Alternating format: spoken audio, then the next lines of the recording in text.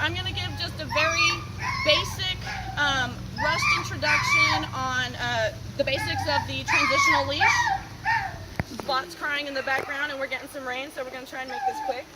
I'm using Axel, my foster dog here. He's had some training with the transitional leash. But what we're going to do is put this around the neck and over the nose. And the nose is a calming pressure point, so it just puts a double pressure around the nose and around the throat. And all we're going to ask of them is for them to sit and be calm, because a calm dog is a good dog. Axel! Come here, chirpy bird. So this is Axel, and he's pretty rowdy, and he already knows if you put a little pressure on him, he's going to sit and not cooperate with you. Sit. And so what I'm going to do is put it around his neck, and then take my little nose loop that I've pulled through my double 8 there, and put it over his nose. And then we're just going to tighten it up and center it to where it crosses underneath the chin, and then the ring is going to sit right behind the ears. And now, whenever you put it on, you are immediately going to apply gentle, steady pressure until they sit, and then release. Now, when you put it on, you immediately want to make them sit. This is going to tell them that the tools are on, my game is on. And anytime he does something you don't want him to, like sit, you're simply going to apply steady pressure until he sits and then release. You don't want jerking. This isn't a correction. Again, this is gentle, steady pressure, and then a release.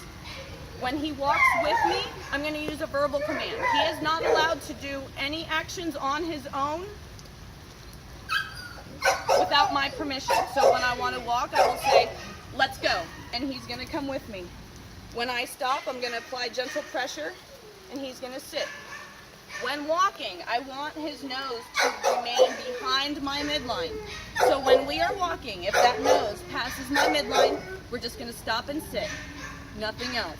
And eventually, he will just get tired of being told to sit. Let's go.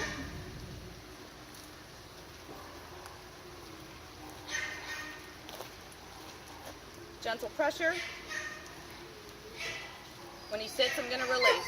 As long as he's sitting and calm, there will be no pressure on him. Now, this includes behaviors we don't want him to be doing. It could be anything. It could be whining. It could be anxiety, where they're fidgeting and spinning around. All we're going to do is apply gentle pressure until the unwanted behavior stops and they are sitting and calm. And eventually, they will learn to handle all pressures and stress by sitting and being calm. This is all they have to do. We are taking away all of their stress by taking away all of their decisions. He has to have confidence in the handler that you are going to handle all situations. With consistency, this will eventually teach them to be a calmer animal, because they have learned to deal with stress just by sitting. They understand that this is where they're going to get the least hassle. When the transitional leash is on, it is all business. People always want to know, well, how is he going to sniff around and go potty when we're walking? When the transitional leash is on, it's business. He is walking. He is in work mode.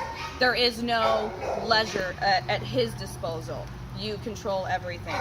If you are unable to get to a spot where you can release them entirely, when it is time for them to have some leisure, you simply take it off of their nose, slip your tab down, and then he has leisure to sniff or potty or whatever he wants to do. However, when it's time for walking or going to the car or whatever it is you want them to do, we simply pull it back through that ring, back over the nose, and it's business again. And I'm sorry, I should have done this in the first place, but this strap down here on the bottom with the hook is simply a safety strap, and this is just going to hook to the collar so that when you're walking, there's no risk of it slipping off of them, although it is a very secure leash.